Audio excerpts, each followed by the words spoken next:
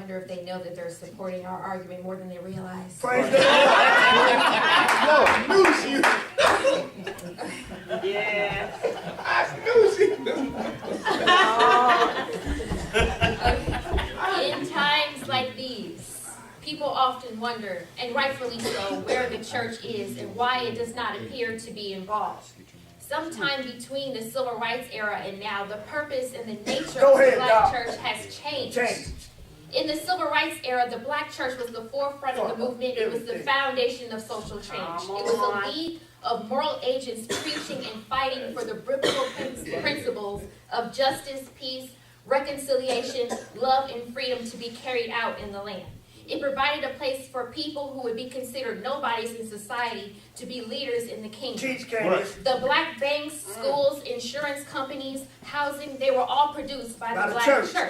It was an institution that was a support group for the downtrodden. It was a beacon of hope for the oppressed. It was a court for settling disputes. It was a credit union. It was the very backbone of the community.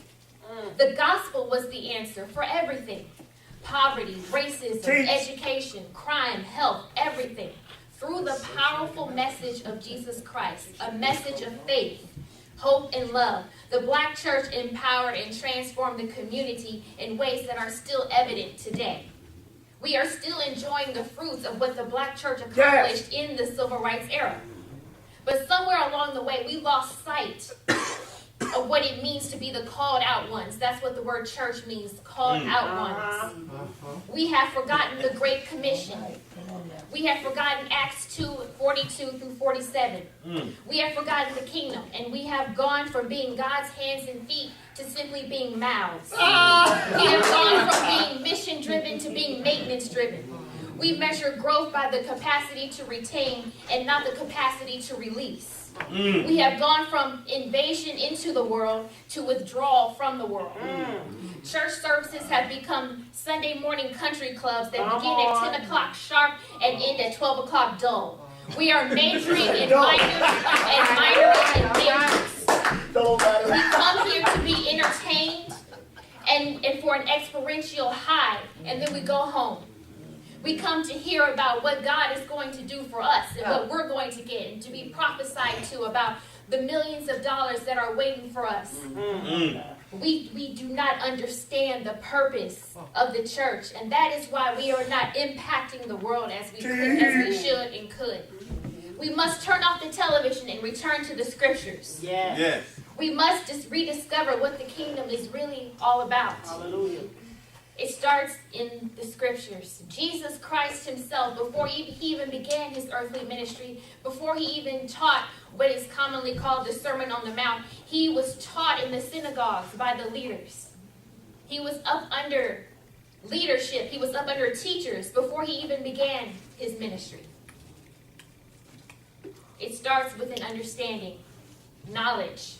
Proverbs 19:2 tells us that it is dangerous to have zeal without knowledge. And the one who acts hastily makes poor choices. The ignorant man who acts without deliberation is sure to make grave mistakes and to come to misfortune.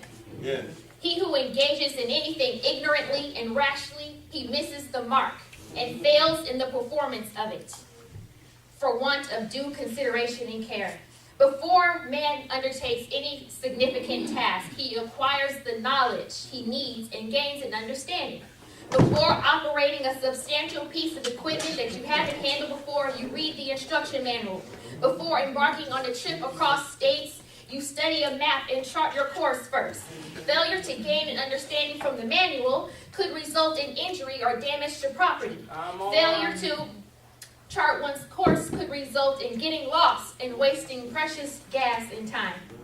Good intentioned as we may be, acting without understanding can potentially result in causing more harm than good. Now this passage has been quoted already, but Hosea 4:6, my people are destroyed for lack of knowledge. Because thou hast rejected knowledge, I will also reject thee. That thou shalt be no priest to me, seeing thou hast forgotten the law of thy God, I will also forget thy children. We must return to learning the scriptures. We must return to teaching and educating and building that foundation. Before we can even get into all the other stuff, it has to be a foundation of knowledge and understanding first. It only makes sense. Amen.